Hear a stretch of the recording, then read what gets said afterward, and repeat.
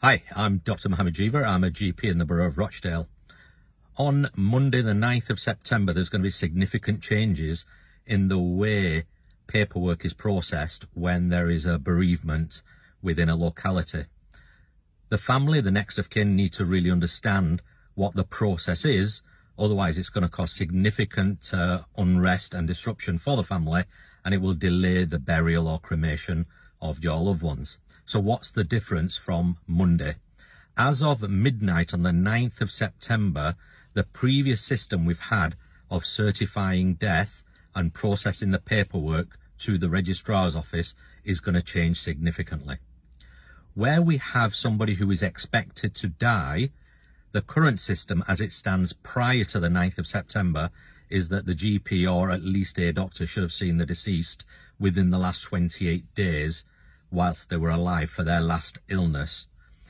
As of the new system, it could be a doctor who has seen them any time in their lifetime. So it could be a number of doctors who are in a position to issue a death certificate.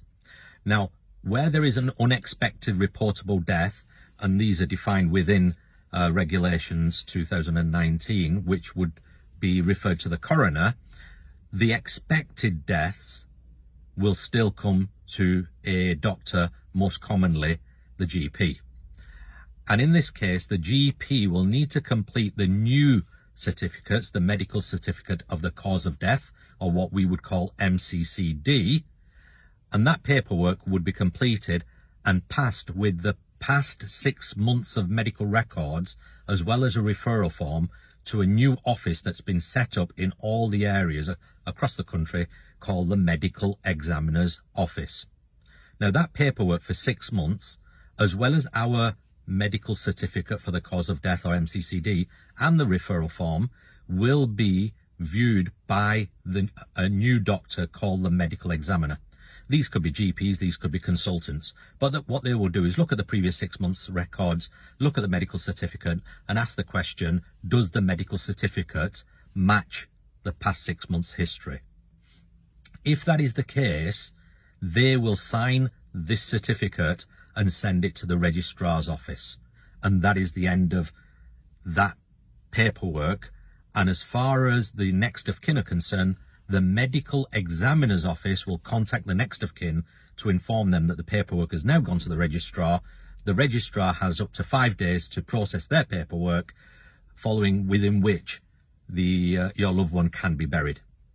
In the instance where the medical examiner does not agree with the doctor for the cause of death, the medical examiner will ring the doctor and they will have a discussion. And if the doctor agrees that the medical certificate needs to be amended, then the doctor, i.e. your GP, will amend the certificate, produce a new one, send it to the medical examiner's office.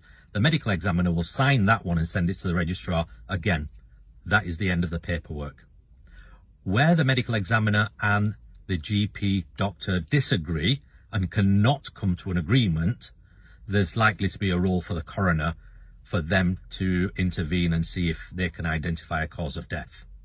Now, the important thing here is that prior to the 9th of September, family members, community members would have contacted the GP, and in some instances, the GP is pressurized into producing the certificate so that the death certificate can be sent to the registrar and a burial can occur.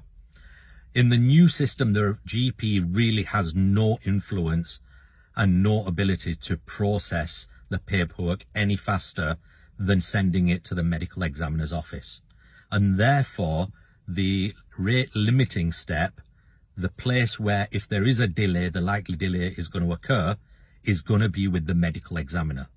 So really, for family members, community members, if you feel that something needs to occur sooner, you need to contact your local medical examiner's office. You can get the number for them from your local GP, but do not contact the GP because there's nothing the GP can do. This will now be in the hands of the medical examiner. The GP, when completing the referral form, does have the ability to identify on there whether this is an urgent referral, and in some instances, especially around faith deaths, where there may be a Jewish burial, a Muslim burial, and speed and time is of the essence, they can identify on that referral form, and where possible the medical examiner's office will try and expedite the paperwork in those cases. We still have the issue around weekends and what will happen, and there isn't one standard process across the country. I know in my area, which covers Salford, Rochdale, Bury and Oldham, our medical examiner's officers will be available on the weekends and bank holidays between 9:30 and 11:30. A death occurs at 12 o'clock or afterwards, midday afterwards, and that paperwork will have to wait until the following morning when it would be processed. Unfortunately, there's very little we can do, and the medical examiner service is not available throughout the weekend and throughout bank holidays. So unfortunately, there is an issue there that needs addressing as we move forward. But for now, as of the 9th of September, which is the coming Monday, the system will change across the country, across England and Wales. And if a death occurs after the 9th of September, contact your local GP for the medical examiner's office if they've not already contacted you.